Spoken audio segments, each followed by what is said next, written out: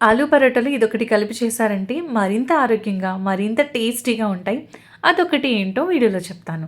అలాగే మనం ఈ వీడియోలో సెల్ఫ్ లవ్ గురించి కూడా మాట్లాడుకుందామండి. Hello guys! Welcome to food బజన్ వ్లాగ్స్. నేను మీరమ్మ. ఐ హోప్ అందరూ చాలా బాగున్నారనుకుంటున్నాను. అందరూ ఆ భగవంతుడి దయ వల్ల చాలా బాగుండాలని కోరుకుంటున్నాను. అయితే ఈ వీడియోలో మనం ఆలు పరోటాని చేసుకుందాం.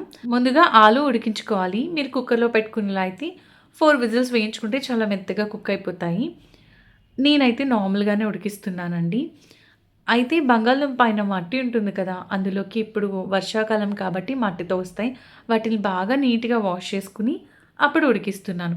ఎందుకంటే స్కిన్‌తోనే ఉడికించేసి తర్వాత స్కిన్ పీల్ చేసి దాంతో పరోటా చేసుకుందాం. మీ దృష్టిలో సెల్ఫ్ లవ్ అంటే ఏంటండి?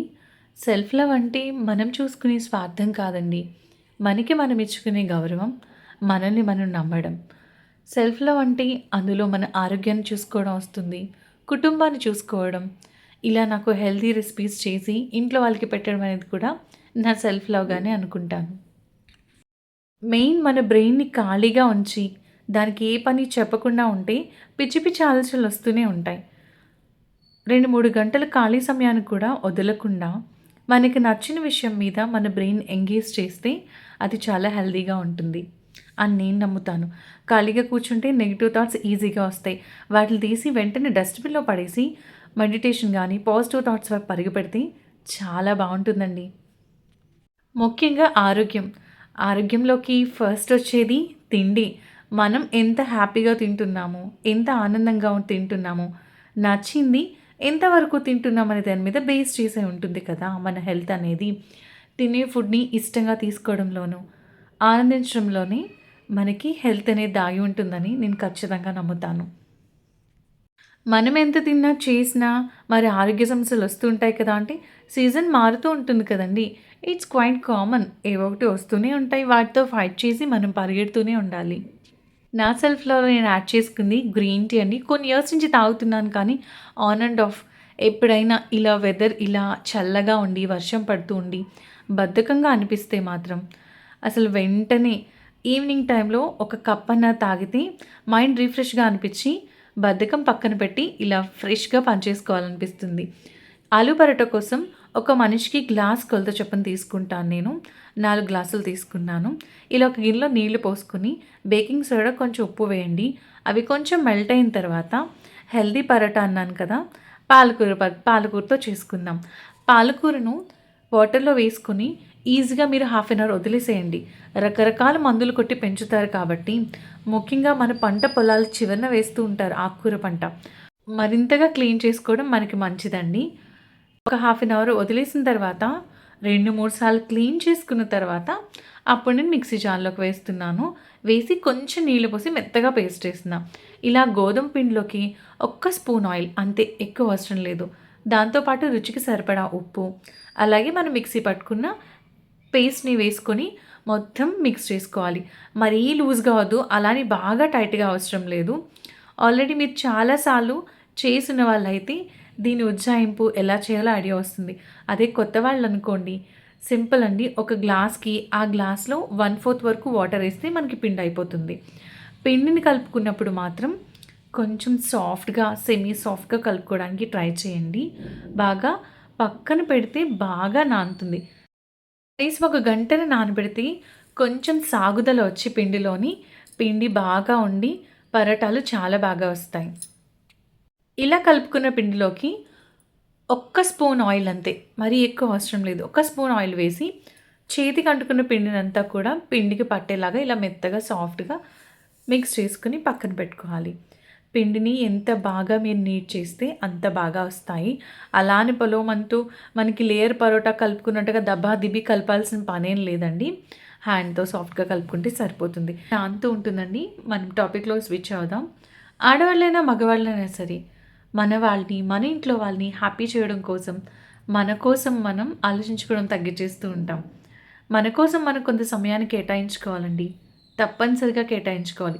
అది వర్కౌట్స్ కోసమా? మెడిటేషన్ కోసమా? బుక్ చదవడానికా? లేదంటే దేవుడు పాటలు వినడానికా? లేదంటే నచ్చిన పాటలు వినడానికా? అది దేనికైనా సరే. బంగాళదుంపలు నైఫ్‌తో గుచ్చి చూసాను. మెత్తగా కుక్ అయిపోయినాయి. వాటర్ తీసి పక్కన పెట్టాను. దాంతోపాటు ఆనియన్ ఎంత చిన్నగా వీలైతే అంత చిన్నగా కట్ చేసుకోండి. లేదంటే పెద్ద ముక్కలుంటే పరోటా చేసినప్పుడు పైన గోధుమ పిండి లేయర్‌లోంచి బయటకొచ్చేస్తాయి. అలాగే పచ్చిమిర్చి కూడా చాలా చిన్నగా కట్ చేయాలి. కొత్తిమీర కూడా. మీ ఇంట్లో బాగా చిన్న పిల్లలుంటే పచ్చిమిర్చిని స్కిప్ చేసేసేయండి. పచ్చిమిర్చి ప్లేస్‌లో అసలేం వేయకపోవడమే మంచిది బాగా చిన్న పిల్లలకైతే. ఒక ప్లేట్ తీసి పెట్టుకొని గ్రేటర్ దాని మీద పెట్టి ఫస్ట్ అల్లాన్ని తురుముకోవాలి. చిన్న హోల్స్ నుంచి ఫస్ట్ అల్లాన్ని మొత్తం తురుముతున్నాను. అల్లం అసలు మంచి ఫ్లేవర్‌తో పాటు టేస్ట్ కూడా డబుల్ అవుతుందండి పరాటాలోకి. అల్లం మొత్తం ఇలా చేసుకున్న తర్వాత నెక్స్ట్ మనం పొటాటోలను కూడా చేసుకోవాలి. పొటాటోలు ఇంత మెత్తగా ఉడికితే అంత బావుంటుంది. కొన్ని పొటాటోలు గట్టిగా ఉంటున్నాయి. లేదంటే క్విక్ ఒక 10 మినిట్స్‌లో ఉడికిపోతాయి.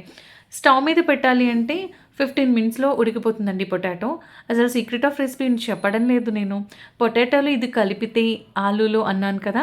అది పన్నీర్ అండి. జస్ట్ ఒక 50 గ్రామ్స్ ఏస్తే సరిపోతుందండి పన్నీర్. చాలా చిన్న క్యూబ్స్.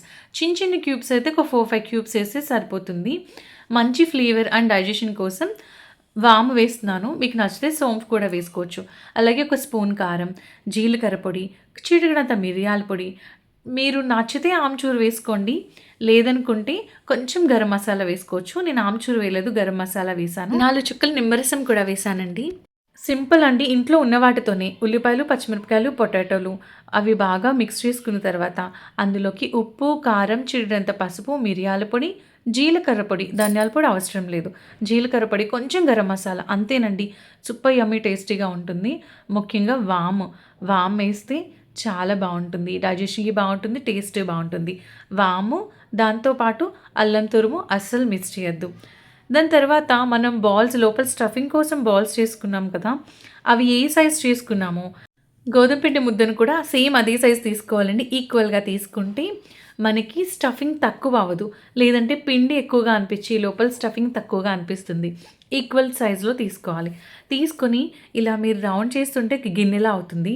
ఆ గిన్నెలోకి మనం ముందుగా చేసుకున్న బంగాళదుంప ముద్దను పెట్టుకొని అన్ని వైపులా క్లోజ్ చేసుకోవాలి.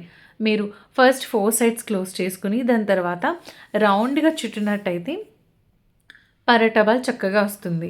నేను ఒకసారే చేసి కాల్చేస్తాను కాబట్టి అన్నీ ఒకసారి ప్రిపేర్ చేసేసుకున్నానండి. మీరు ఒకవేళ ఫస్ట్ టైమ్ చేస్తున్నారు అనుకుంటే మాత్రం ఇందులో ఉల్లిపాయ వేసుంటాం కదండీ! అందుకోసం అన్నీ ఒకసారి ప్రిపేర్ చేసుకొని పెట్టుకోవద్దు స్టఫింగ్‌తో సహాని. అలా పెట్టుకోవడం వల్ల లోపల ఉన్న ఉల్లిపాయలో ఉన్న వాటర్ అంతా ఊరి పైనున్న గోధుమపిండి లేయర్ అంతా మనకి తడి తడిగా అయిపోతుంది. ఇలా ఒత్తేటప్పుడు ఎక్కువ గోధుమపిండి పడుతుంది.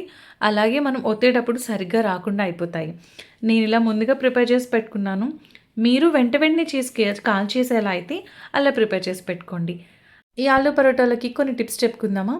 బంగాళదుంపలు మాత్రం పూర్తిగా ఉడికించుకోవాలి. స్టఫింగ్ ప్రిపేర్ చేసుకున్నాం కదా! ఆలు స్టఫింగ్ అందులో వాటర్ లేకుండా మనం చూసుకోవాలి. పిండిని గంటసేపు నానబెట్టే టైం లేకపోతే కనీసం ఒక 20 నిమిషాలు, 30 నిమిషాలు కనీసం పావుగంట నానబెట్టండి. పరోటాలు ఒత్తేటప్పుడు గట్టిగా ఒత్తకూడదండి. చాలా స్మూత్‌గా ఒత్తితేనే మనకి లోపల స్టఫింగ్ బయటికి రాకుండా లోపల ఉండి బావుంటుంది.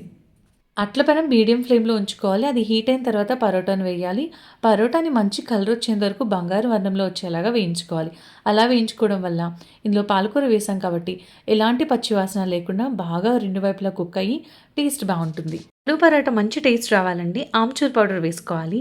లేదు మన ఇంట్లో లేదు అనుకుంటే కొంచెం గరం మసాలా దాంతోపాటు 4 చుక్కల నిమ్మరసం వేస్తే టేస్ట్ చాలా బావుంటుంది. ఎంతో రుచిగా ఎంతో ఆరోగ్యాన్నిచ్చే ఆలు పరోటాలు రెడీ అయిపోయినాయి. ఇవి మీకు నచ్చితే ఇంట్లో ఏదైనా కర్రీ ఏదైనా ఉంటే వేసుకొని తినొచ్చు. లేదంటే పచ్చడితో తినొచ్చు. ఊరగాయలు ఉంటాయి కదా! వాటితో తినొచ్చు. లేదంటే వీటికి బెస్ట్ కాంబినేషన్ అయితే మాత్రం పెరుగండి. పెరుగులో జీలకర్ర పొడి వేసుకొని బూందీ రైతా కూడా చాలా బావుంటుంది. మీకు నచ్చితే ట్రై చేయండి. ఇది ఒక మంచి రెసిపీ. మీకు నచ్చే ఒక టాపిక్‌తో కలుద్దాం. ఈరోజు నేను మాట్లాడిన టాపిక్ మీకు నచ్చిందా? అసలు సెల్ఫ్ లవ్ అంటే మీరేమంటారు? కామెంట్ సెక్షన్‌లో తెలియజేయండి. ఈ వీడియో మీకు నచ్చిందా? నచ్చితే please like, share, subscribe. Thank you so much for watching అండి.